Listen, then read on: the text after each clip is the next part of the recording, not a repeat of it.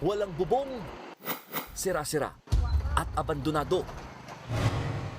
Heto na ang itsura ng higit 1,000 bahay na basta na lamang daw iniwan ng mga miyembro ng Socorro Bayanihan Services Incorporated o SBSI sa poblasyon noong 2019. Ang tinitirhan ngayon ng pamilya ni Marisa, isinangla muna sa halagang 10,000 piso ng dating kapitbahay na lumipat sa Sitio Kapihan. Dati 10,000 lang, tapos dagdag. Minsan binibigyan namin ng 1,000. Nung dati may trabaho pa ako, pumunta sila sa tindahan. Humihingi ng 1,000 hanggang sa umabot ng 35,500 na po. Kaya ang Barangay Sudlon, nagmistulang ghost town pangaraw.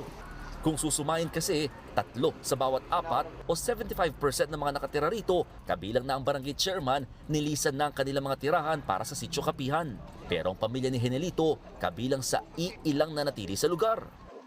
Parang nakapansin ako na hindi na tama yung pagkuan nila doon. Yung nakapansin ako na parang ayoko na sa dati kong sinusunod o sinundan na bayanihan. Ngayon, na yung anak ko patapos na, paano na? Kung akyat ako sa bundok, paano na yung pag-aral nila? Kung hindi pinarentahan o sinangla, pinili na lamang iwan ng mga miyembro ng SBSI ang ilang mga bahay dito sa poblasyon. Kabilang na dyan, etong bahay ng mismong leader nila na si Senyor Aguila na konkreto at 2 palapag pero 4 na taon nang inabandona. Aminado, Socorro LGU na dagok sa kanilang pamumundok ng mga miyembro ng SBSI. Bagaman mga botante, hindi raw makapangolekta ng buwis ang LGU. Kahit ang ilang utang o loans na inaplayan nila, tila natakbuhan na raw. Yung mga loans nila, abandona. Inabandona nila, ibig sabihin na talagang hindi na sila nagbabayad. May mga loan sila ng mga kooperatiba namin kasi ang Socorro, may mga kooperatiba, lahat hindi nila nababayaran.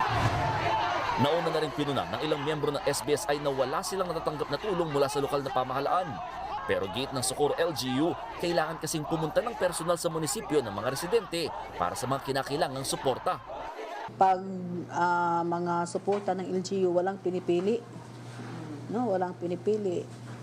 Yung sa medical assistance, burial assistance, kasi lang yung pondo, limitado. Basta lahat na magpunta ng DSWD talagang nabigyan. Hiling na lang ng lokal na pamahalaan tuluyan ng buksan ng taga-Sitio Kapihan ang pinto nito at bumalik sa poblasyon para mag-reintegrate. Ito rin kasi ang naging puna ni Caraga Regional Director Police Brigadier General Kirby Craft nang bisitahin ng Sitio Kapihan. Sinabi namin na ito po ay trabaho ng pulis, so hindi nyo dapat pinipigilan. So mayroong itong court order na dapat ipatupad. Dinay nga nila at sila naman daw sumusunod sa batas. Depensa ng SBSI, hindi sila lumalayo sa pamahalaan o gumagawa ng sariling gobyerno. Maraming beses nagpunta dito ang barangay captain at sa mga officials. Doon lang kasi wala kami magawa. Halimbawa, naghingi kami ng permit. Una yung yung foundation. Una pa binigyan kami, pero hanggang ngayon wala naman. Maraming mga rason.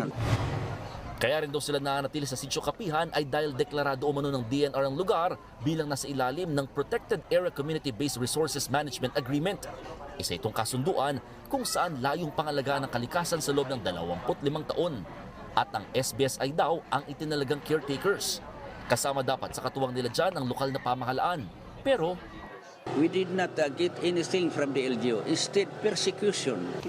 nakatakda namang bumiyahe pa Maynila mga kinatawan ng SBSI at lokal na pamahalaan ng Socorro para sa gagawing Senate investigation bukas. Ako, Simon Gualvez, para sa 1PH.